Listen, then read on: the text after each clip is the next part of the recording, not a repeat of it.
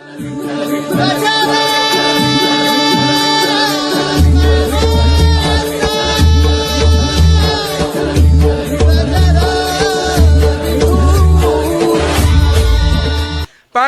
परमात्म्याचा पाईक आहे.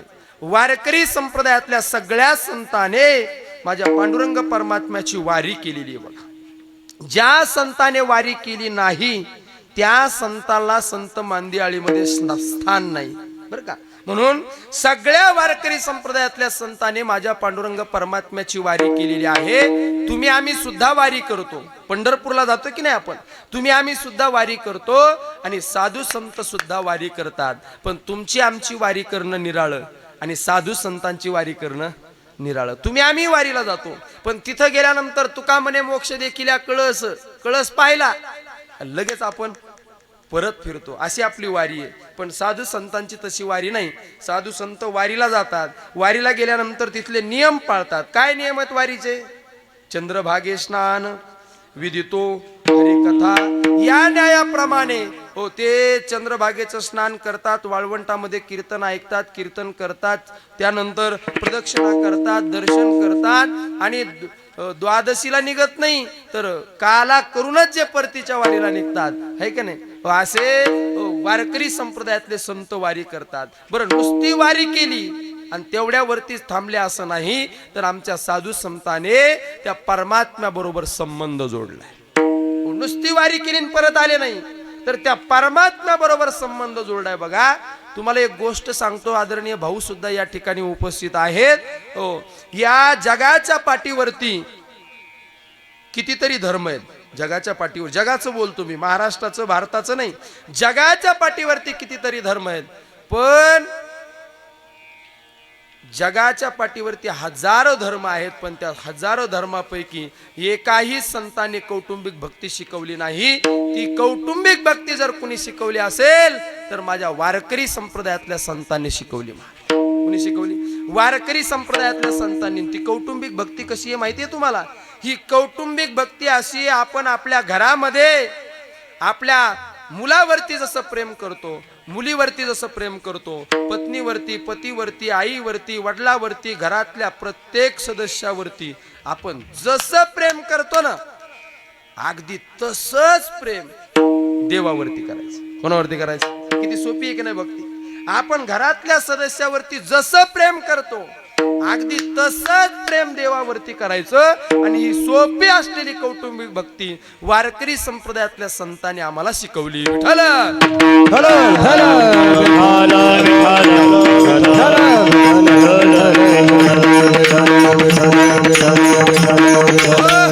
आणि नुसती शिकवली नाही तर स्वतः त्या परमात्म्या बरोबर संबंध जोडला. मी माता भगिनींना प्रश्न विचारतो, तुम्हाला बोलता येतं ना? बोलता येतं ना? मगाशी तर मी आलो तेव्हा पंक्तीला तर इकडं आण बोलत होत्या मोठ्या मोठ्यानी, है का नाही? हो, बोलता येतं त्यांना. माता भगिनींना मी प्रश्न विचारतो बघा, मुलीचा बाप ज्या गावामध्ये राहत असतो, माझी भाषा कळतीये ना तुम्हाला? मुलीचा बाप ज्या गावामध्ये राहत असतो ते त्या मुलीचं काय असतं बरं? बोला बोला बोला बोला. माहेर असतं, बरोबर ना? माहेर असतं. मुलीचा बाप ज्या गावामध्ये राहत असतो ते त्या मुलीचं माहेर असतं ना. तसंच वारकरी संप्रदायातले सगळे संत म्हणतात, आमचा बाप पांडुरंग परमात्मा ज्या गावामध्ये राहतो ना ते पंढरपूर नुसतं पंढरपूर नाही, तर ते पंढरपूर आमचं काय? माझे माहेर पंढरी, माझे माहेर पंढरी आहे.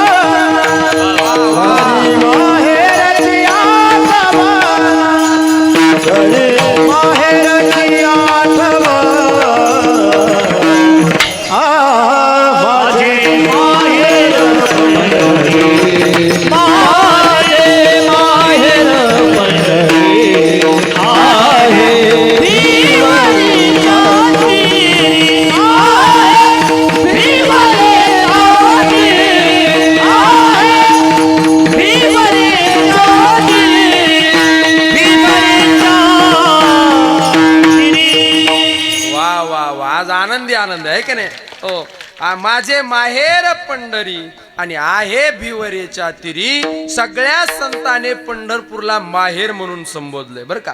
सगळ्या संतांनी पंढरपूरला माहेर म्हणून संबोधलंय का तर ज्या पांडुरंगा परमात्मा आहे ना तिथं राहतो त्या पांडुरंगा परमात्म्या बरोबर बापाचा संबंध जोडला म्हणून है की नाही. मुलीचा बाप ज्या गावामध्ये राहत असतो त्या मुलीचं माहेर असतं ना तसं आमचा बाप पांडुरंग परमात्मा ज्या पंढरपुरामध्ये राहतो ते पंढरपूर आमचं माहेर आहे म्हणतात संत बरोबर. पंढरपूर आमचं माहेर आहे. बरं नुसता बापा बरोबरच संबंध जोडला आणि बाकीच्या बरोबर जोडला नाही असं नाही.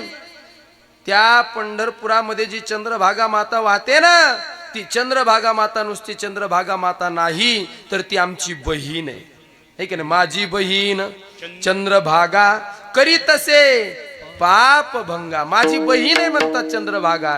एवढंच नाही ज्या पुंडलिक रायामुळे जगाचा मालक पांडुरंग परमात्मा पंढरपूर मध्ये आला ना त्या पुंडलिक राया बरोबर सुद्धा बंधुत्वाचं नातं जोडलं. पुंडलिक बंधू आहे आणि त्याची ख्याती सांगू काय असा त्याचा पाठ आहे बरं का. पण आता कसं आहे मोठ्या माणसाने गायल्यामुळे आपल्याला काही म्हणता येत नाही. पुंडलिक बंधू आहे आणि त्याची ख्याती सांगू काय. त्या पुंडलिक राया बरोबर बंधुत्वाचा संबंध जोडला बरोबर ना.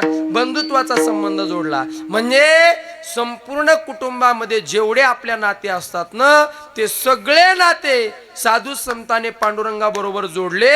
एकच प्रमाण विठ्ठल बाप माय चुलता विठ्ठल बाप माय चुलता विठ्ठल भगिनी आणि विठ्ठल भगिनी आणि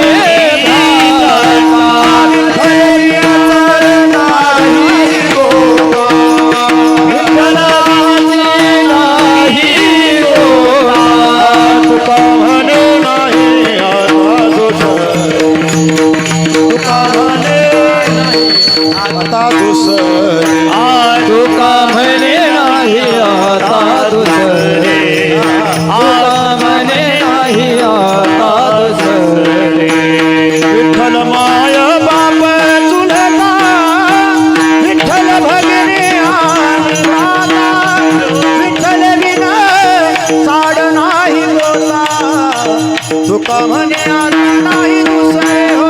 विठ्ठल माया बाप चुलता विठ्ठल म्हणे आणि आता विठ्ठल बिना नाही बोलता.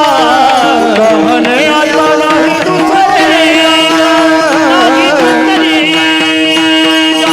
किती नाते जोडले बघा देवा बरोबर. विठ्ठल बाप माय चुलता विठ्ठल भगिनी आणि भ्राता किती संबंध जोडले. आपल्या घरामध्ये जेवढे सदस्य जेवढे संबंध असतात ना हे सगळे संबंध देवाबरोबर जोडले आणि त्यांनी स्वतः संबंध देवाबरोबर जोडल्यामुळे संपूर्ण जगाचा सुद्धा संबंध देवाबरोबर जोडला जावा याच्याकरता साधू संतांनी रात्रंदिवस प्रयत्न केले आणि या जगाने सुद्धा देवाबरोबर संबंध जोडला पाहिजे याच्याकरता रात्रंदिवस साधू संतांनी प्रयत्न केले बघा. देव साधू संतांनी जोडले. पण मला खरं सांगा आपण एवढ्या दिवस झाले परमार्थ करतो एवढ्या दिवस झालं आपण भजन करतो कीर्तन करतो खरं सांगा आपण देवाबरोबर असा संबंध जोडलाय का. का देव आमचा बाप आहे का देव आमची आई आहे का देव आमचा भाऊ आहे का देव आमची पत्नी आहे का देव आमचा पती आहे का देव आमची मुलगी आहे मुलगा आहे. काही संबंध जोडलाय का आपण. अहो बोला की राव संबंध जोडलाय का. जोडलाय का संबंध नाही जोडला. म्हणजे तसा तसा तसा देवाचा आणि आपला काहीच संबंध नाही. आणि मग हे कशा करता चाललं सगळे. देवाचा ना आपला संबंध नाही असं नाही पण देवाचा ना आपला नेमका काय संबंध आहे याच्या बाबतीत आपण साशंक आहोत कन्फ्यूज आहोत आपण याच्या बाबतीत. आणि मग देवाचा ना आपला संबंध जोडला जावा याच्याकरता वारकरी संप्रदायातल्या संतांनी आपल्याला वेगवेगळे साधन सांगितले बघा. देवाचा आणि आपला संबंध जोडला जावा याच्याकरता वेगवेगळे साधन सांगितले आणि त्यातलंच एक बलशाली असलेलं साधन शांती ब्रह्मश्री एकनाथ महाराज आपल्याला सांगतात.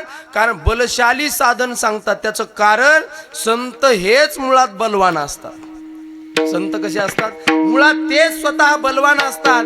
संतांकडे शापादपी शरादपी अनेक प्रकारची ताकद असते, अनेक प्रकारची ताकद.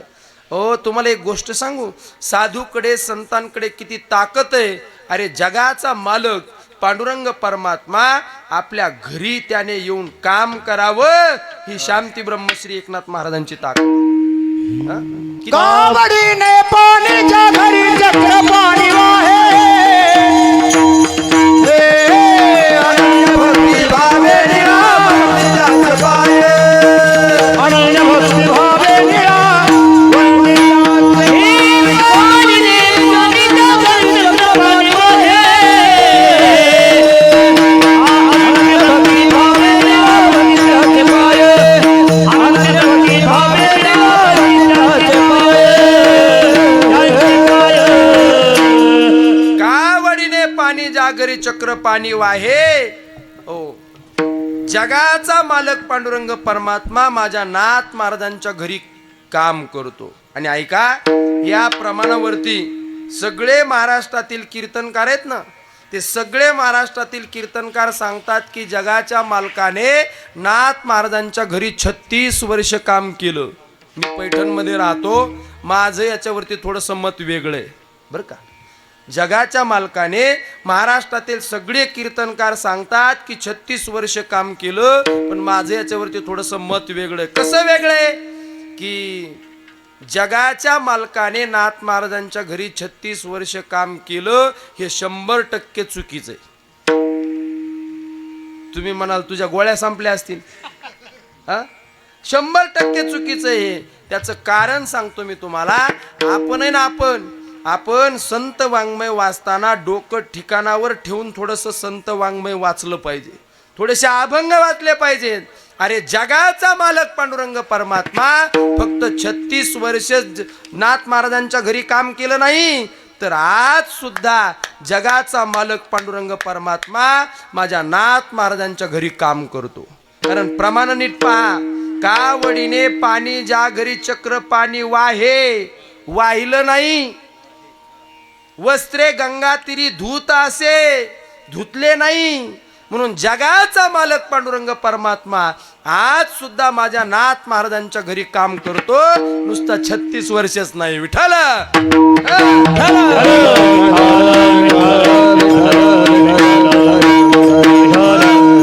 जगाच्या मालकाला आपल्या घरी काम करायला लावावं ही साधू संतांची ताकद आहे महाराज. ही साधू संतांची ताकद आहे. आणि याच्याही पुढची गोष्ट सांगू का? सगळी सुज्ञ महाराज मंडळी या ठिकाणी उपस्थित आहेत. अरे जी गोष्ट देवाला सुद्धा करता येत नाही, ती गोष्ट जे करून दाखवतात त्याला संत म्हणतात. काय म्हणतात? त्याला संत म्हणतात. काय झालं बघा, देवाने एक गाढव बनवलं. गाढव माहिती आहे ना तुम्हाला? किती पायाचं असतं? पोराव, किती पायाचं असतं रे गाढव? 4 पायाचं असतं. पण देवाने जे गाढव बनवलं ना, ते 4 पायाचं नव्हतं. किती पायाचं होतं? 2 पायाचं. बरं का? देवाने 2 पायाचं गाढव बनवलं. ऐका 2 पायाचं बनवलं. आणि देवाने त्या गाढवाला जन्माला घातलं. आणि ते गाढव आहे ना, गाढव आईच्या गर्भामध्ये ज्या वेळेला होतं ना, ते गाढव देवाला प्रार्थना करत होतं. एक वेळ करी या तुझा बिगळे, एक वेळ करी या तुझा बिगळे, एक वेळ करी या तुझा बिगळे, एक वेळ करी या तुझा बिगळे.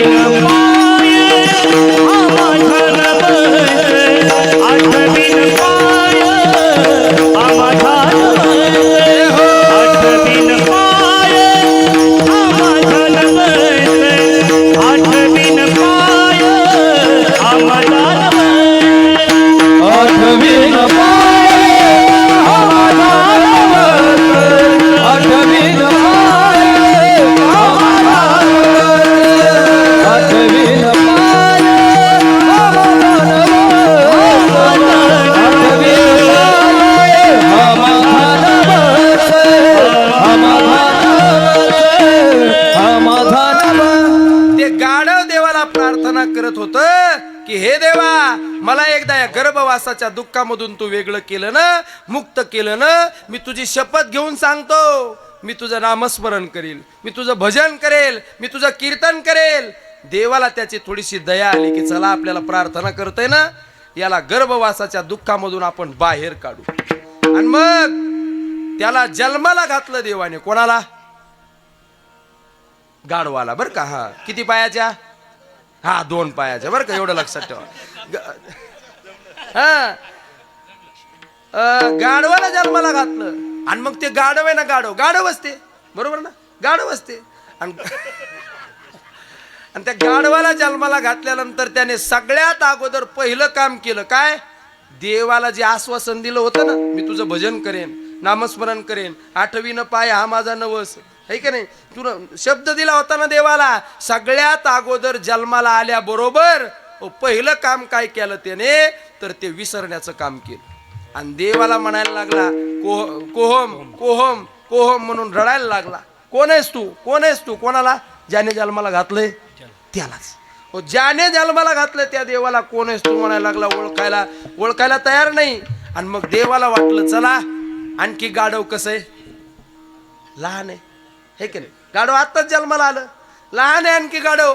आणि हे एकदा गाढव मोठं झालं, एकदा ज्युनियर KG सिनियर KG त्याची झाली, त्याला लिहिता वाचता आलं की मग करेल भजन, करेल नामस्मरण, येईन कीर्तनाला, नाही कीर्तनाला तर निदान पंक्तीला का व्हायना येईल. हो, येईल. आणि मग देवाने त्याच्याकडे 10-5 वर्ष इग्नोर करायचं ठरवलं, दुर्लक्ष करायचं ठरवलं. आणि मग 10-5 वर्ष झाल्यानंतर देवाला वाटलं की आपण ज्याच्याकडे इग्नोर केलं होतं, ज्याला वेळ दिला होता आपण, ते गाढव नेमकं करतंय काय ते तरी पाहावं. आणि देवाने वरतून त्या गाढवाकडे पाहिलं तर ते गाढव संसार रूपी उकिरड्यावरती उकिरडा हुंगत होतं. काय करत होतं? संसार रूपी उकिरड्यावरती उकिरडा हुंगत होतं. आणि मग देवाला त्याला बनवल्याचा पश्चाताप झाला. काय झाला? पश्चाताप झाला देवाला की अरे रे रे, उगाचच आपण या गाढवाला बनवलं. देवाला पश्चाताप झाला. आणि मग देवाने विचार केला, आपण एक काम करू, या गाढवाचं आता घोडं करू. घोडं. काय करू? गाढवाचं घोडं करू. जमेल का हो देवाला? नाही जमणार. पण आमचे साधू संत म्हणतात, गाढवाचे घोडे आम्ही करू दृष्टी पुढे, करू दृष्टी पुढे, आम्ही करू दृष्टी पुढे. गाढवाचे घोडे आम्ही करू दृष्टी पुढे, आम्ही करू दृष्टी पुढे, आम्ही करू दृष्टी पुढे. गाढवाचे घोडे आम्ही करू दृष्टी पुढे, आम्ही करू दृष्टी पुढे, आम्ही करू दृष्टी पुढे. आम्ही करू दृष्टी पुढे, आम्ही करू दृष्टी पुढे, आम्ही करू दृष्टी पुढे.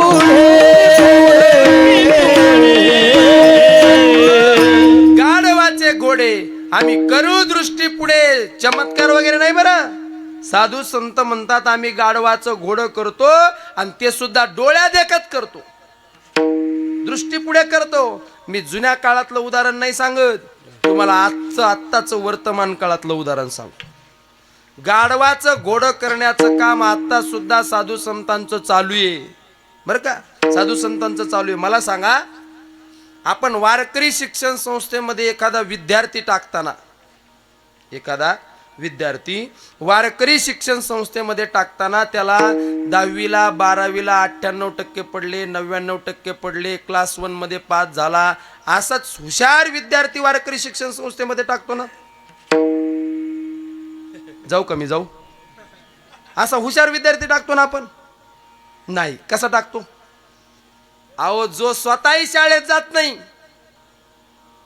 आणि गेलाच इकडून तिकडून शाळेत, तर आजूबाजूच्या 10-5 विद्यार्थ्याला अभ्यास करू देत नाही.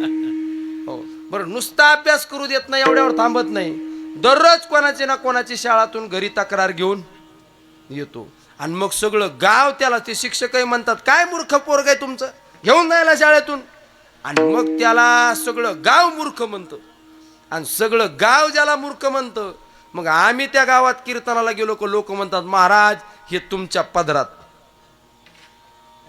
देऊन जा याला. आणि मग ऐका, संपूर्ण गाव ज्याला मूर्ख म्हणतं, संपूर्ण गाव ज्याला गाढव म्हणतं, तो गाढव असलेला विद्यार्थी आमच्या बरोबर विश्वमाऊली ज्ञानोबराच्या दरबारात येतो, शांती ब्रह्मश्री एकनाथ महाराजांच्या दरबारात येतो, पांडुरंगाच्या दरबारात जातो. आणि माऊलींच्या दरबारामध्ये गेल्यानंतर तिथला प्रसाद म्हणजे मधुकरी खातो. ऐका ऐका, तिथला प्रसाद म्हणजे मधुकरी खातो. विश्वमाऊली ज्ञानोबराच्या समाधीवरती डोकं ठेवल्यानंतर त्याच्या बुद्धीमध्ये परिवर्तन होतं आणि तो गाढव असलेला विद्यार्थी, मूर्ख असलेला विद्यार्थी 4-5 वर्षामध्ये वारकरी शिक्षण संस्थेमध्ये राहून कीर्तनकार होतो. आणि संपूर्ण गाव ज्याला गाढव म्हणतो, तो गाढव असलेला मूर्ख असलेला विद्यार्थी महाराज होऊन येतो. आणि गावालाच नाही, सगळ्या महाराष्ट्राला कीर्तनाच्या माध्यमातून उपदेश करतो. म्हणजे गाढवाचं घोडच होतं की नाही हो? काय होतं? तुम्हाला कळते का माझी भाषा? का जाऊ मी? गाढवाचं घोडच होतं की नाही? गाढवाचं घोडच होतं. आणि हे गाढवाचं घोडं करण्याचं काम आतापर्यंत आजच्या तारखेला सुद्धा चालू आहे. आणि त्यातलंच एक तुमच्या समोर बोलतोय, विठ्ठल.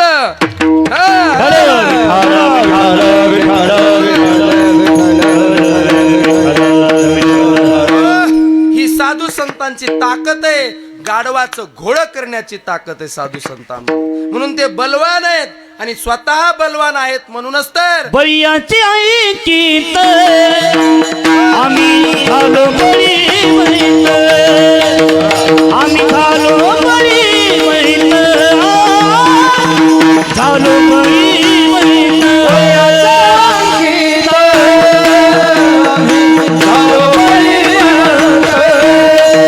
आम्ही झालो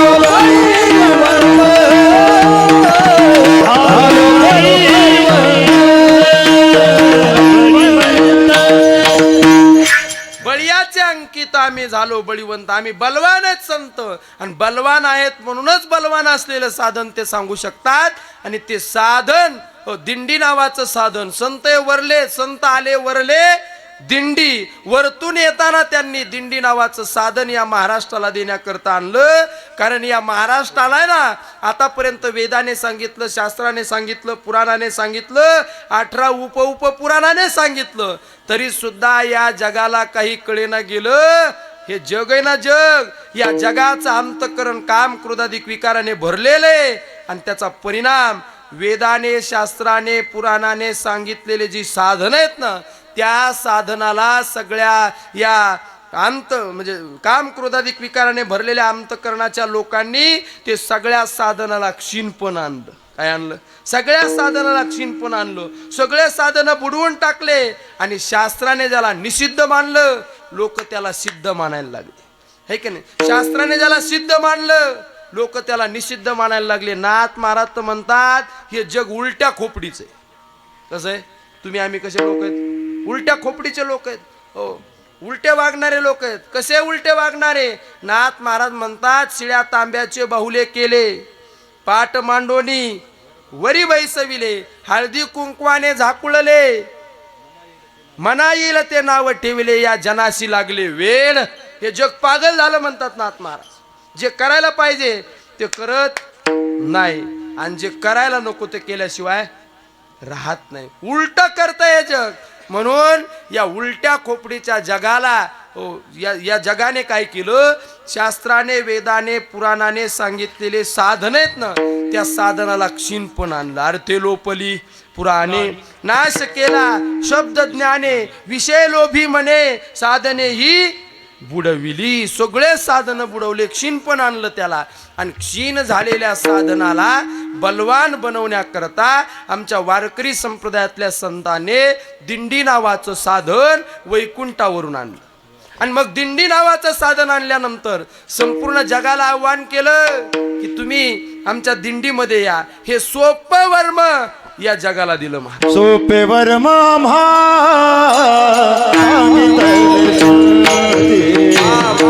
सोपे वर्म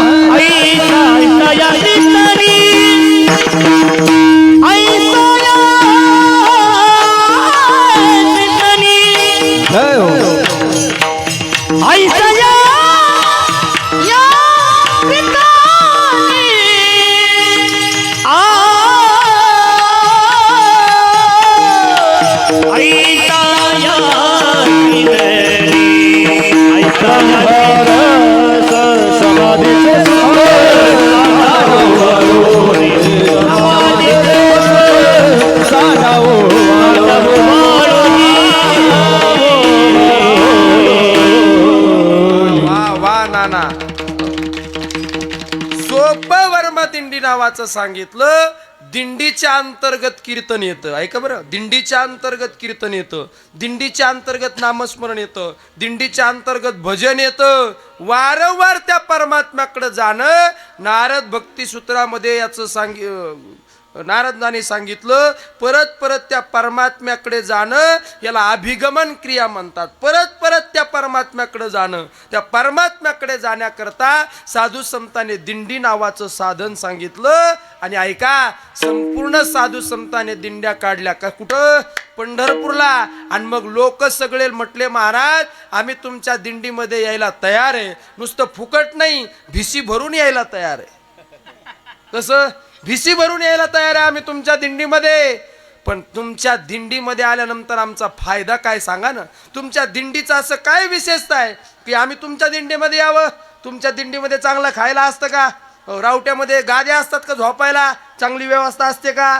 तर आम्ही येऊ. काय क्रांती तुमच्या दिंडीची? काय विशेषता आहे? तर नाथ महाराज म्हणले, आम्ही जी दिंडी काढली ना, या दिंडीची अशी विशेषता आहे, संपूर्ण जगाला ज्या काम क्रोधाधिक विकाराने गिळंकृत करून टाकलं, त्या काम क्रोध नावाच्या बकऱ्याला आम्ही कापलं, त्याचे खुरं वेगळे केले, त्याचं मुंडकं वेगळं केलं आणि त्या काम क्रोधाधिक विकाराला मारलं. नुसतं मारलं नाही, त्यांना दिंडीमध्ये आणलं. नुसतं दिंडीमध्ये आणलं नाही, त्यांच्याकडून भजन करून घेतलं. अभंगाच्या पहिल्या चरणाचा उत्तरार्ध. हाती खुरक्या बांधिवल्या, हाती खुरक्या बांधिवल्या, हाती खुरक्या, हाती खुरक्या.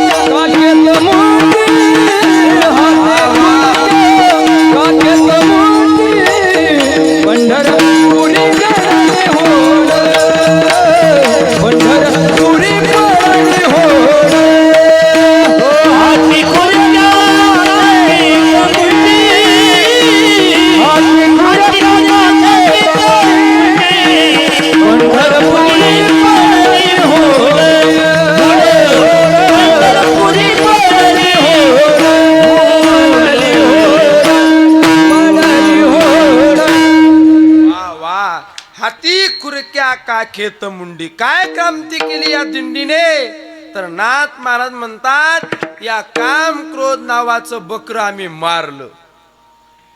तुम्ही आम्ही सुद्धा बकरं कापतो. तुम्ही आम्ही म्हणजे आम्ही नाही कापत, पण म्हणजे सर्वसामान्य लोक देवीला मसोबाला बकरं कापतात ना तुमच्याकडे?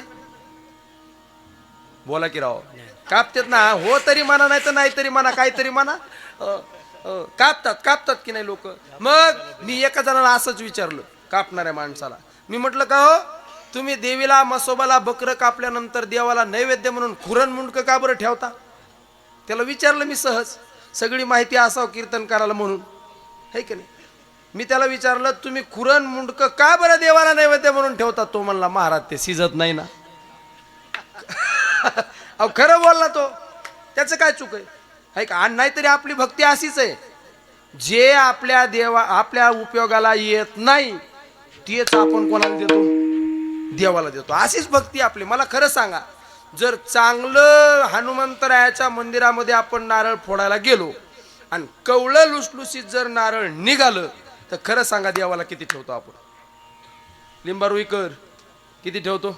एवढा तुकडा. हनुमंतरायाच्या दाढीत सुद्धा बसत नसेल, बरोबर ना? अहो तो हनुमंतरायाच्या वाट्यालाच जात नाही. पहिली गोष्ट, आजोबा नारळ फोडतात, एवढा तुकडा ठेवतात आणि नातू लगेच उचलून घेतो. देवाला कायचं मिळतं? ते देवाला मिळत नाही. पण जर तेच नारळ जर खराब निघालं, काय म्हणतो आपण? पावलं. वारे वा धंदा. म्हणजे खराब निघालं तर पावलं, आणि चांगलं निघालं की एकच तुकडा. अशीच भक्ती आपली. आपण गाय मरायला लागली की मग बामणाला दान देतो. मरी गाय बम्मन को दान. गाय मरायला लागली, दूध द्यायला गेली की मग आपण देव बाप्पाला फोन करतो, देव बाप्पा घेऊन जा तुमच्याकडे. का? दूधच द्यायना, आमच्या काही उपयोगाचीच नाही, घेऊन जा देवा तुम्ही. अशीच भक्ती आपली. साधू संत म्हणतात तुम्ही बकरं कापलं, आणि बकरं कापल्यानंतर जसे खुरण मुंडकं तुम्ही वाहिलं ना, तसं आम्ही सुद्धा बकरं कापलं, पण हाडामासाचं नाही, काम क्रोधाधिक विकाराचं बकरं कापलं. त्याचे खुरं वेगळे केले, त्याचं मुंडकं वेगळं केलं. आणि ऐका लिंबारुईकर, त्या काम क्रोध नावाच्या बकऱ्याचे खुरं वेगळे केले, मुंडकं वेगळं केलं, आणि त्या खुरापासून भजन म्हणण्याचं चिपळी नावाचं साधन बनवलं. ऐका बरं, भजन म्हणण्याचं चिपळी नावाचं साधन बनवलं. आता मी तुम्हाला असं विचारतो, तुम्ही जे मसोबाला देवीला काय जे असेल तुमची देवता, त्याला जे हाडा मासाचं बकरं कापतात, त्याला खुरं किती असतात बरं? खुरं बकऱ्याला खुरं किती असतात? जाऊ का मी जाऊ? किती खुरं असतात? बोला. ज्यांनी कापलंय त्यांनी सांगा, ज्यांना माहित नाही त्यांनी सांगा. तसं काही नाही. तसा मला थोडा अंदाज यायला काहीच्या दाताहून.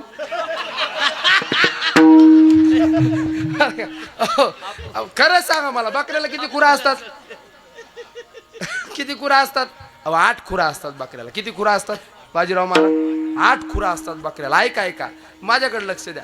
8 खुरा असतात बकऱ्याला. आणि साधू संत म्हणतात तुम्ही जसं हाडा मासाचं बकरं कापलं त्याला जसे 8 खुरा असतात ना, तसं आम्ही जे काम क्रोध नावाचं बकरं कापलं त्याचे 8 खुरा आम्ही घेतले, आणि त्याच्यापासून भजन म्हणण्याचं चिपळी नावाचं साधन बनवलं. ऐका बरं, भजन म्हणण्याचं चिपळी नावाचं साधन बनवलं. तुम्ही चिपळी बघितली ना? ती चिपळी अशी लाकडाची असते. वरतून उजव्या बाजूला त्याला वरतून 2 पितळाच्या चकत्या असतात, खालून 2 चकत्या असतात. 2 आणि 2 4. आणि उजव्या बाजूला वरतून 2 चकत्या, खालून 2 चकत्या. 2 आणि 2 4. 4 आणि 4 8. आणि बकऱ्याला किती खुरा असते? 8. जमलं का नाही आता परफेक्ट? तसंच साधू संत म्हणतात त्या चिपळीपासून आम्ही भजन म्हणण्याचं साधन बनवलं. टाळ हे भजन म्हणण्याचं साधन बनवलं. आणि या चिपळीच्या माध्यमातून, टाळाच्या माध्यमातून, विण्याच्या माध्यमातून, मृदंगाच्या माध्यमातून संपूर्ण समाजाला साधू संताने भजन करत करत पंढरपूरला घेऊन चालले. ज्ञानोबा तुकाराम,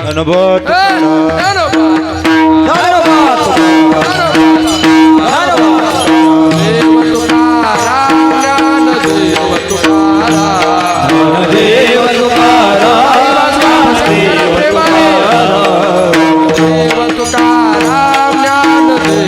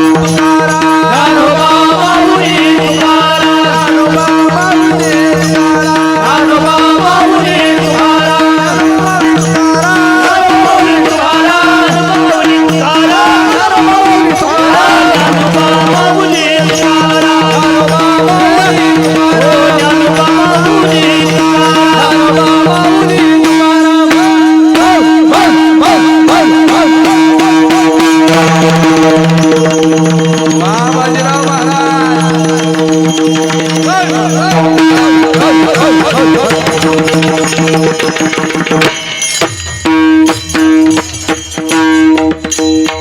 काम क्रोध बकरा मारा काम क्रोध बकरा मारा काम क्रोध बकरा मारा काम क्रोध बकरा मारा काम क्रोध बकरा मारा काम क्रोध बकरा काम क्रोध बकरा मारा काम क्रोध बकरा मारा पुजार कुमारी गावरा पुजार कुमारी गावरा आम्ही गोधरी गोधरी आम्ही गोधरी गोधरी आम्ही गोधरी गोधरी आम्ही गोधरी गोधरी आम्ही गोधरी गोधरी आम्ही गोधरी गोधरी।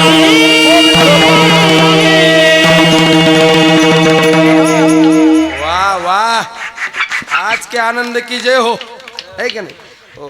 काम क्रोध बकरा मारा पूजा रखमाईच्या वरा आम्ही गोंधळी गोंधळी गोविंद गोपाळाचे मेळी. वा, या काम क्रोध नावाचं बकर मारलं आणि त्याला भजनामध्ये आणलं. ही वारकरी संप्रदायातल्या संतांची ताकद आहे बरं. हो, जगाच्या पाठीवरती 2000 धर्म आहेत, पण एकाही धर्मातले संत काम क्रोधाच्या नादाला लागले नाही. पण आमच्या वारकरी संप्रदायातल्या संताने लोकांकडून सर्वसामान्य तर भजन करून घेतलंच घेतलं, पण संपूर्ण जगाला गिळंकृत करणाऱ्या काम आणि क्रोधाकडून सुद्धा भजन करून घेण्याची ताकद माझ्या वारकरी संप्रदायातल्या संतांमध्ये. बरं का? हो, म्हणून काम क्रोधाच्या नादाला लागले, त्यांना भजनामध्ये आणलं. ही वारकरी संप्रदायातल्या साधू संतांची ताकद आहे बरं. आणि मग असं भजन करत करत संपूर्ण समाजाला पंढरपूरला साधू संत घेऊन गेले. आणि मग तिथं गेल्यानंतर काही भिशी भरणारे म्हणले, महाराज आम्ही तुमच्या म्हणण्यावर आलो, घरदार सोडून आलो, भिशी भरली, थोडं इकडं तिकडं झालं तरी तुमच्या दिंडीमध्ये आम्ही काही बोललो नाही. आम्ही तुमच्या म्हणण्यानुसार पंढरपूरला आलो ना. आता पंढरपूरला आलो, आमचा फायदा काय? शांती ब्रह्मश्री एकनाथ महाराज म्हणले, अरे तुमचा फायदा काय सांगू तुम्हाला? अरे तुम्ही पंढरपूरमध्ये आले ना भजन करत करत, तर या पंढरपुरामध्ये आल्यानंतर पंढरपुरामध्ये जो येणारा भजन करत कीर्तन करत नामस्मरण करत दिंडीच्या माध्यमातून जो पंढरपुरामध्ये आला ना, त्या प्रत्येकाला पंढरपुरामध्ये मोक्ष देण्याची चढाओढ लागली. अभंगाचं दुसरं चरण. पंढरपूर पडली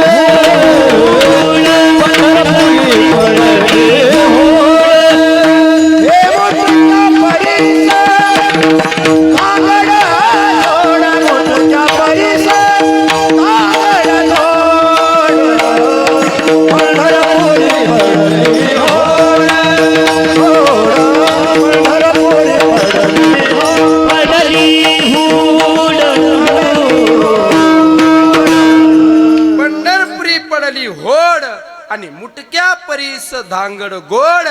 शांती ब्रह्मश्री एकनाथ महाराज म्हणतात, पंढरपूरमध्ये होड लागली, चढाओढ. कशाची? तर मोक्ष देण्याची चढाओढ लागली. मग जो दिंडीच्या माध्यमातून भजन करत कीर्तन करत नामस्मरण करत गेला, मग त्या तिथं पंढरपुरामध्ये गेल्याच्या नंतर शांती ब्रह्मश्री एकनाथ महाराज म्हणतात, इथं चढाओढ लागली मोक्ष देण्याची. पंढरपुरामधली प्रत्येक क्रिया माणसाला मोक्ष देते, त्याचे कितीतरी प्रमाण आपल्याला गाथ्यामध्ये आहेत, ते पाहून घ्या सर्वजण बरं का. हो, म्हणजे आपण पाहून घेऊ, ते सगळे पाठ आहेत आपल्या. पण प्रत्येक क्रिया मोक्ष देणारी आहे. पंढरपुरामध्ये भजन केलं तरी त्याला मोक्ष, पंढरपुरामध्ये चंद्रभागेचं स्नान केलं तरी मोक्ष. या प्रत्येकाला प्रमाण आहे बरं, एक एक तेवढा आपल्याला टाइम नाही, वेळ नाही आपल्याकडं, पण प्रत्येकाला प्रमाण आहे. चंद्रभागेमध्ये स्नान केलं तरी मोक्ष, कीर्तन केलं तरी मोक्ष, कीर्तन ऐकलं तरी मोक्ष, देवाचं दर्शन केलं तरी मोक्ष. दर्शन हेळा मात्र तया होय, दर्शन केलं तरी मोक्ष. एवढंच नाही, एखादा म्हणला दर्शनाला खूप बारी असते, खूप गर्दी असते, आपल्याला शुगर आहे, बीपी, आपल्याला गर्दीमध्ये जमत नाही, मग त्याला सुद्धा ऑप्शन सांगितलं वारकरी संप्रदायामध्ये, तुला गर्दीत जमत नाही ना, तू नवीन पुलावर जाय. नवीन पूल झालेला आहे दगडी पुलाच्या अलीकडून, काय झालेलं आहे, नवीन पूल झालेला आहे, आणि त्या नवीन पुलावर जा आणि तिथून फक्त माझ्या पांडुरंग परमात्म्याच्या मंदिराचा कळस पहा. तुका म्हणे मोक्ष एकिल्या कळस, नुसता कळस पाहिला तरी तुला मोक्ष आहे. तो म्हणला महाराज मी गेलो असतो पुलावर, पण आमची दिंडी तिकडे दूध पंढरीकडे उतरते ना, लांब उतरते, तिथून इथपर्यंत यायला त्रास होतो महाराज. मग त्याला सुद्धा ऑप्शन सांगितलं साधू संताने, म्हणले तुझ्या दिंडीतला एखादा देवाच्या दर्शनाला गेला, पांडुरंगाच्या दर्शनाला गेला, आणि तो दर्शन करून जर परत दिंडीमध्ये आला तर तुला ऑप्शन आहे, तू एक काम करायचं, जो पांडुरंगाचं दर्शन करून आलेला भक्त आहे ना, त्याच्या चरणाला तू मिठी मारायची तरी तुला मोक्ष. आलिंगन घडे मोक्ष सायुज्यता घडे जोडे. तो म्हणला महाराज आमच्या दिंडी मधला दरवर्षी एकच माणूस पांडुरंगाच्या दर्शनाला जातो, आणि त्याचं ना आपलं तर जमत नाही ना महाराज. अहो त्याचं तर तोंड सुद्धा पाहत नाही आपण, त्याचं तोंड पाहत नाही. साधू संत म्हणले, यालाही पुन्हा ऑप्शन सांगितलं साधू संतांनी, त्याचं तुझं जमत नाही ना, विषय सोडून दे, तू एक काम कर, राहुटीमध्ये तुझ्या बसल्या बसल्या हाताने टाळी वाजवायची आणि मुखाने विठ्ठल विठ्ठल विठ्ठल विठ्ठल भजन म्हणायचं, तुला तरी सुद्धा मोक्ष आहे. मुखी नाम हाती मोक्ष, आईसी साक्ष बहुतांची, अशा अनेक प्रमाणे पंढरपुरामधली प्रत्येक क्रिया माणसाला मोक्ष देते. आणि एवढंच म्हणजे चांगल्या माणसाला तर देतेच देते, पण मुटक्या परीस धांगड गोड. आता हे नेमका मुटका काय, एवढा मुटका सांगतो तुमची सुटका करतो. विठोबा रखुमाई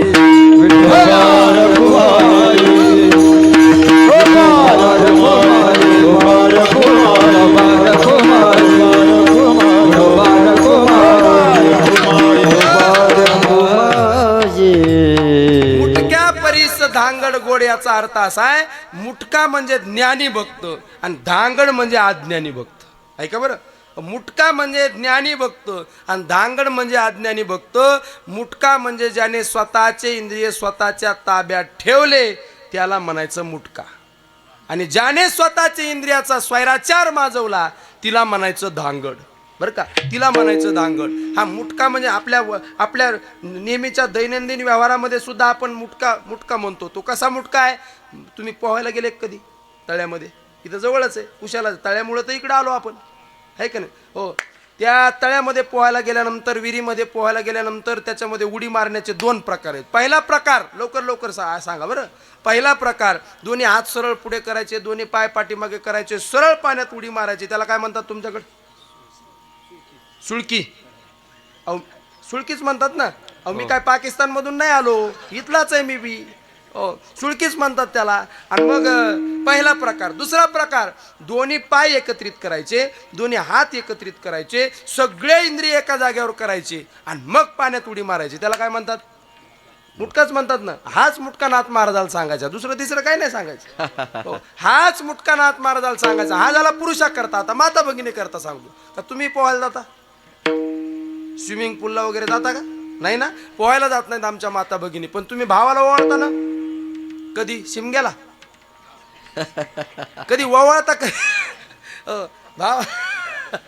भावाला बहीण वर्षातून 2 वेळेला ओवाळते, बरोबर, 2 वेळेला. एकदा कधी ओवाळते, रक्षाबंधनला एकदा आणि भाऊबीजेला एकदा. 2दा वर्षातून बहीण भावाला ओवाळते. आणि ओवाळत असताना रक्षाबंधनला ओवाळल्यानंतर मनगा हातामध्ये राखी बांधण्याकरता देते, आणि भाऊबीजेला ओवाळल्यानंतर करदोडा आणि सुपारी देते, बरोबर. करदोडा आणि करदोडा म्हणजे त्याचं खरं नाव कटदोर आहे. बरं, खरं नाव काय त्याचं, असे बरेच शब्द आहेत नाना की त्याचा अपभ्रंश करून टाकला लोकांनी. ते जुन्या काळामध्ये आपल्या नाणीमध्ये, नाणीच म्हणतात ना, नाणीमध्ये, स्नानगृहामध्ये, बाथरूममध्ये आंघोळ करण्याचं एक विशिष्ट भांडं असायचं बघा. काय म्हणायचं त्याला, गंगाळ. त्याचं खरं नाव गंगा आळ. खरं नाव काय, गंगा आळ. पण गंगाळ गंगाळ गंगाळ गंगाळ गंगाळ म्हणून हा असं आहे देवा. हो, असंच आहे. बरेच शब्द असे करून टाकले आपण, बरेच शब्द. बरं का. म्हणून ते कटदोड आहे, तसा करदोडा आहे. ती करदोडा देते, राखी देते. पण करदोडा आणि राखी देताना ती बहीण ज्या ताटामध्ये ओवाळते ना, त्या ताटामध्ये अनेक पदार्थ असतात. पहिला पदार्थ कुंकवाचा भिजवलेला गंध. पहिला पदार्थ ती बहीण भावाच्या कपाळाला लावते आणि ती भावाला म्हणते, दादा हा गंध नुसता गंध नाही तर हे माझ्या रक्ताचं प्रतीक आहे. कशाचं प्रतीक आहे? हे रक्ताचं प्रतीक आहे. आणि ती गंध लावते, त्याच्यावरती अखंड तांदूळ लावते, डोक्यावरती अखंड तांदूळ टाकते. का? या तांदळासारखा पांढरा शुभ्र आणि अखंड तुझा संसार राहिला पाहिजे, त्याला कुठलाही डाग नाही लागला पाहिजे, म्हणून ते तांदूळ टाकते. त्याच्यानंतर त्याच्या कपाळाला सोनं लावते. सोनं का? तुझा सोन्यासारखा संसार झाला पाहिजे म्हणून त्याच्या कपाळावरती सोनं लावते. बरं का, सोनं लावते. आणि तेवढ्यावरती थांबत नाही. ती बहीण म्हणत असते, दादा हो आपल्या घरामध्ये जे ज्वारीचे बाजरीचं जे काही पीठ घरामध्ये अवेलेबल असेल त्याचे काय करते ती? मुटके. लिंबारुई काय करते? मुटके करते. ते मुटके करण्याचं सुद्धा शास्त्र आहे. काही काही माता भगिनी आहेत ना, एकाच हाताने दोन्ही मुटके करतात. पण शास्त्र तसं नाही. एक मुटका डाव्या हाताने करायचा, एक मुटका उजव्या हाताने करायचा. उजव्या हाताने केलेला मुटका डावीकडून ओवाळायचा, डाव्या हाताने केलेला मुटका उजवीकडून ओवाळायचा. आणि मग हे मुटके ती भावावरून ओवाळून टाकते. ती बहीण म्हणत असते, दादा हे दोन मुटके म्हणजे नुसते दोन मुटके नाहीत, याच्यातला एक मुटका म्हणजे पंच ज्ञानेंद्रिय आणि एक मुटका म्हणजे पंचकर्मेंद्रिय. ती म्हणत असते, दादा माझ्या रक्ताची शपथ आहे तुला, एखादा जर नराधम माझ्यावरती घालण्याकरता आला ना तर माझं रक्षण करण्याकरता तुझ्या मनगटामध्ये ताकद पाहिजे. म्हणून बहीण भावाला राखी बांधते. म्हणून बहीण भावाला राखी बांधते. आणि ती म्हणते, दादा हे दाहीच्या दाही इंद्रिय मी तुझ्यावरून ओवाळून टाकते. याच्यातला मुटका म्हणजे ज्ञानी भक्त. ज्याने स्वतःच्या ताब्यात इंद्रिय ठेवले त्याला म्हणायचं ज्ञानी भक्त. त्याला तर मोक्ष आहेच आहे, पण धांगडीला सुद्धा माझ्या पांडुरंग परमात्म्याच्या दरबारामध्ये मोक्ष आहे. आणि ती धांगड म्हणजे कानोपात्र आहे.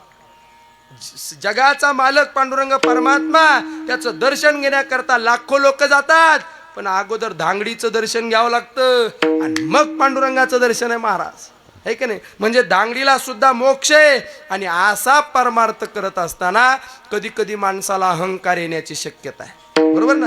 एवढी साधू संतांनी कृपा केली, मोक्ष मिळाला, आनंद मिळाला. पांडुरंगाच्या दरबारामध्ये गेल्यानंतर मोक्ष मिळाल्यानंतर माणसाला अहंकार येण्याची शक्यता. अरे आपण आहे ना आपण, अरे आपल्यासारखा कीर्तन कोणाला जमत नाही, आपल्यासारखा मृदंग कोणाला जमत नाही, आपल्यासारखं गायन कोणाला जमत, आपल्यासारखी कथा तर कोणालाच जमत नाही. असं म्हणतात की नाही, अहंकार येतो कधी कधी माणसाला परमार्थ करताना. पण साधू संत म्हणतात, आली वैष्णवांची मांदी आणि मेले डुक्कर बांधले खांदी. असा अहंकार येतो माणसाला की आपण आहे ना आपण, अरे आपल्यासारखं कोणालाच जमू शकत नाही. असा अहंकार येतो परमार्थात आल्यानंतर. पण साधू संत त्या अहंकार रूपी माणसाला, त्या अहंकाराला डुक्कर म्हणले. डुक्कर काय म्हणले?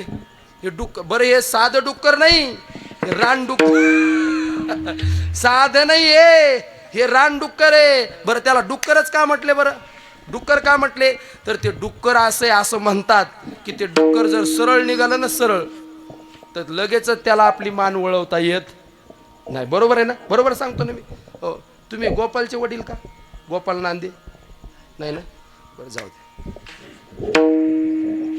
माझ्याकडे हा असं आहे का? गोपाल माझ्या बरोबर शिकायला होता तो एक वर्षभर. भाऊंनीच आणून घातलं होतं, तेव्हापासूनच मी भाऊंना ओळखतो बरं का. जाऊ द्या, माझ्याकडे लक्ष. काय सांगत होतो मी पहिल्यापासून चालू करीत असतो बरं, नाही सांगितलं. हा डुक्कर. हा डुक्कर, ते अहंकार रूपी डुक्कर. अहो नुसतं साधं डुक्कर नाही ते, म्हणजे यांना भीती पहिल्यापासून सांगन म्हणून ते लवकर सांगितलं बरं. ते अहंकार रूपी डुक्कर आहे ना, ते चलत असताना त्याला लवकर वळता येत नाही मान. असेच काही समाजामध्ये लोक असतात. आपण त्यांना म्हणावं जय हरी भाऊ, जय हरी, जय हरी काय म्हणतो आपण, म्हणा जय हरी भाऊ, जय हरी, जय हरी, जय हरी दादा, जय हरी, जय हरी, जय हरी. साधू संता पुढे वाकत नाही. साधू पुढे वाकत नाही, महाराजा पुढे वाकत नाही, आई वडिला पुढे वाकत नाही, मोठ्या माणसा पुढे वाकत नाही, काहीच नसतं महाराज. 5-50 लाख रुपये बँकेमध्ये असतात, 5-25 लाखाचा बंगला असतो, एखादी चिपडी बायको असते, 2-4 लेकरं असतात, तिच्या गळ्यामध्ये 10-5 तोळे सोनं असतं. याच्यापेक्षा काय असतं बरं? पण महाराज आपण त्याला म्हणा जय हरी, तो म्हणतो जय हरी.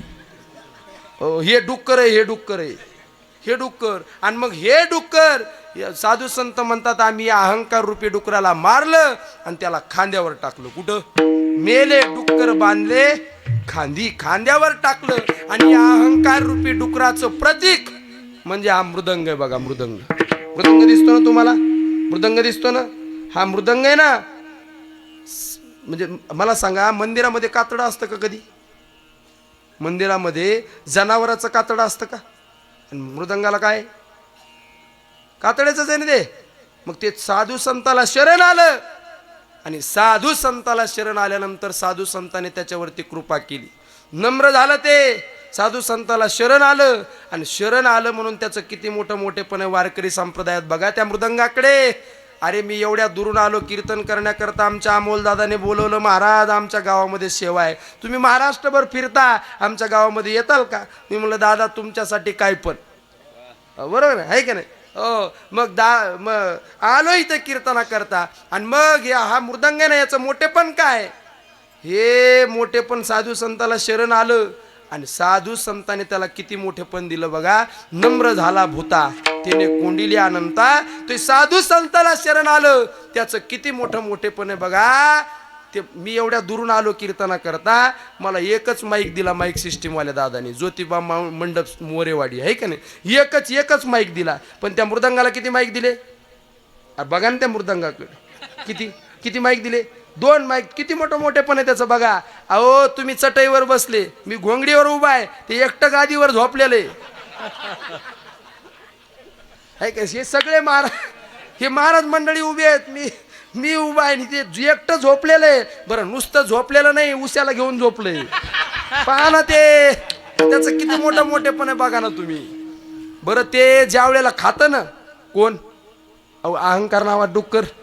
ते ज्या वेळेला खातं ना त्यावेळेला ताजी खातं. ताजी कशी खातं? अहो मृदंगाचं सांगतोय मी. ताजी खातं. हरिपाठाला वेगळी कणिक, भजनाला वेगळी कणिक, कीर्तनाला वेगळी कणिक. काही सुरू करायचं असलं की अगोदर कणिक घेऊन या, कणिक म्हणते का नाही माईक मध्ये. ताजी खातं प्रत्येक वेळेला. बरं ताजी तर खातं, पण बिनमिठाची खातं. कशी खातं? बिनमिठाची. बिनमिठाची का खातं? ज्याला संपूर्ण गावाचं जगाचं नीट करायचंय त्याने कोणाचं मीठ खायचं नाही महाराज. काय करायचं नाही? सगळ्या जगाचं ज्याला नीट करायचं त्याने कोणाचं मीठ खायचं नाही, म्हणून बिना मिठाची खाते. बरं त्याचं तोंड काळ आहे पण पावडर लावल्याशिवाय जमत नाही. अहो मृदंगाचार्याचं नाही म्हणत मी, मृदंगाचं त्यांचं आडनाव काळे हो. त्याला पावडर लावल्याशिवाय जमत नाही. एवढं मोठेपण आहे त्याचं का? बरं जाऊ द्या, याच्याही पेक्षा पुढची गोष्ट सांगतो. आता जर ते दिंडीमध्ये निघालं तर त्याला गळ्यामध्ये घेतात मृदंगाचार्य. आणि मग भजनाला विश्रांती मिळाली, भजन थांबलं की त्याला कुठे टाकतात? खांद्यावर, हे की नाही? आणि त्या भजनामध्ये जर पाऊस आला तर सगळ्या महिला मंडळी, पुरुष मंडळी सगळे टाळकरी भिजतात, पण त्या मृदंगाला भिजू देत नाहीत. त्याच्यावरती छत्री धरतात महाराज. काय धरतात? छत्री धरतात. एवढं मोठेपण त्याला काल फक्त साधू संताला शरण आलं, अहंकार सोडला आणि नम्रता धारण केली, म्हणून त्याचं वारकरी संप्रदायात मोठेपण आहे. म्हणून मोठेपण आहे. आणि म्हणून वारकरी संप्रदायामध्ये किती मोठा विद्वान कीर्तनकार असू द्या, ऐका, वारकरी संप्रदायामध्ये किती मोठा विद्वान कीर्तनकार असू द्या, ब्रह्माचं झाड उभा करू दे त्याने, बर का, पण या नारदाच्या गादीवरती येण्याच्या अगोदर लहान मुलाने जरी विना घेतलेला असला ना तरी त्याने अगोदर आपला अहंकार बाजूला ठेवायचा. हो, त्या लहान मुलाच्या पायावरती डोकं ठेवून पाया पडायचं, नम्रता धारण करायची, अहंकार बाजूला ठेवायचा आणि मगच या नारदाच्या गादीवरती यायचं. ही वारकरी संप्रदायाची रीत आहे महाराज.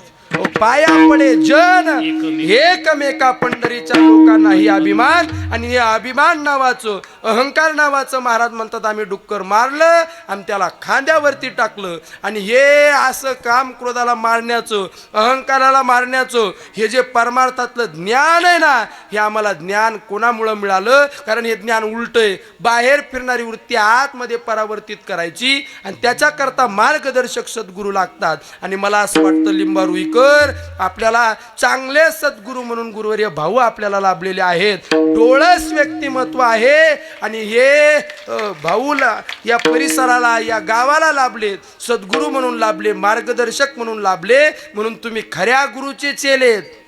कोण आहेत? खऱ्या गुरुचे चेले आहात. आणि गुरु मेहरबान तो चेला पहलवान. गुरु जर मेहरबान झाले ना तर चेला पहलवान होत असतो. म्हणून वारकरी संप्रदायातला हा उलटा प्रवास करून घ्यायचा असेल तर त्याला खऱ्या गुरुचा चेला लागतो.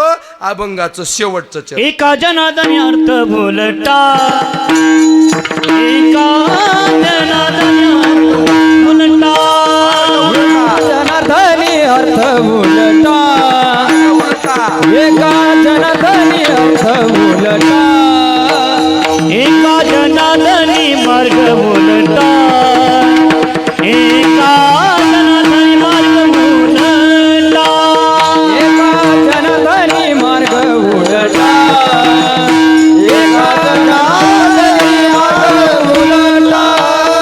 कोण जाणे गुरुचा सेना, कोण जाणे तो गुरुचा बेटा, पंढरपुरी पडली मुड, पंढरपुरी पडली मुड.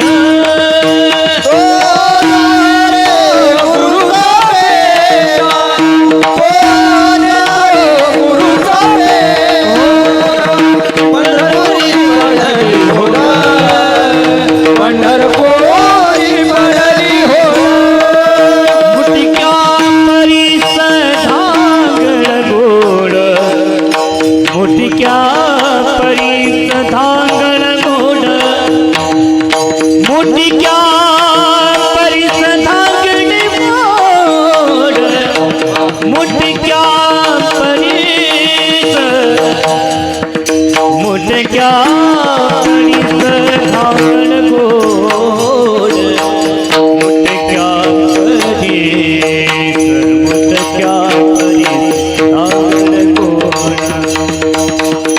मुटक्या परीस धांगड गोड.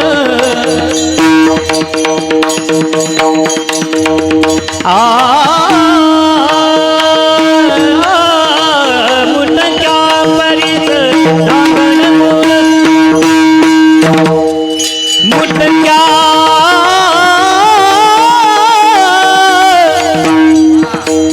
मुटक्या परीस धांगड गोड, मुटक्या परीस धांगड गोड, धांगड गोड.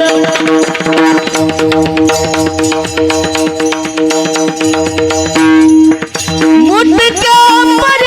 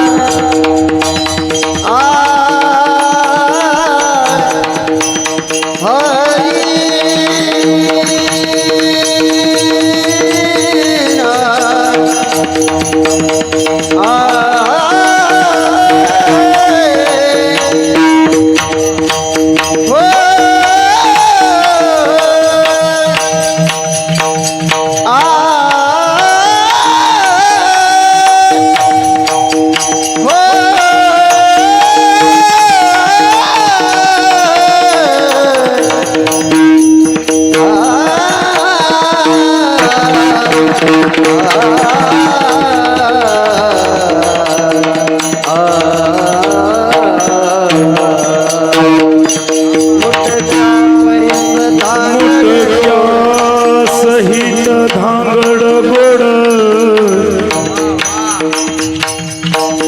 धांगड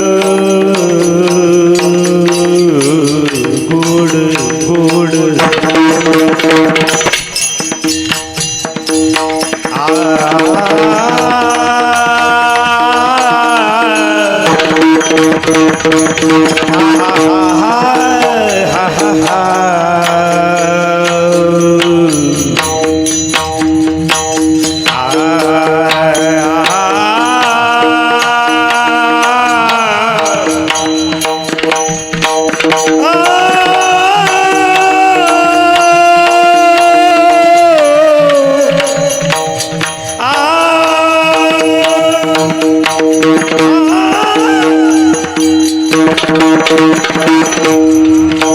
मुटक्या परीस धांगड गोड मुटक्या सहित धांगड गोड पंढरपुरी वरी घोड पंढरपुरी वरी घोड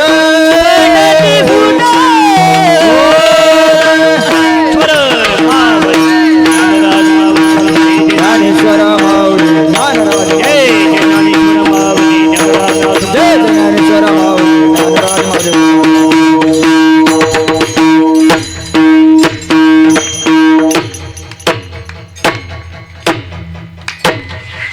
पंढरपुरी संत आले वरले दिंडी हाती खुरक्या काखेत मुंडी पंढरपुरी पडली होड मुटक्या परीस धांगड गोड झालेली सेवा विश्वमाऊली ज्ञानोबा यांच्या चरणावरती साधू संतांच्या चरणावरती इथे उपस्थित असलेले आदरणीय सर्वच महाराज मंडळी गुरुवर्य भाऊ असतील आदरणीय आमचे सर्वच महाराज मंडळी गोविंद नाना आहेत ज्यांची गोड कथा चालू आहे विक्रम महाराज आहेत गोड आमचे रामेश्वर महाराज आहेत आप्पा आहेत नागेश महाराज आहेत ही सगळी महाराज मंडळी चांगली कीर्तनकार असून सुद्धा म्हणजे कीर्तनाला साथ करण्याकरता उभी राहिली म्हणजे त्यांच्या मनाचा मोठेपणा आहे महाराज सगळ्यांच्या बरं का मनाचा मोठेपणा आहे आणि हे आमच्या तरुण कीर्तनकाराचं सद्भाग्य आहे की आम्ही एकमेकावरती सगळेजण मनापासून प्रेम करतो बरं का मनापासून आम्ही तरुण कीर्तनकार सगळे एकमेकावरती प्रेम करतो आदरणीय आमचे बाजीराव महाराज आहेत सर्वांच्या चरणावरती ही सेवा समर्पित करायची सर्व भक्तिमती माता भगिनी पुरुष वर्ग सर्व मायबापांच्या चरणावरती ही सेवा समर्पित आणि वाणीला पूर्णविराम विठ्ठल जय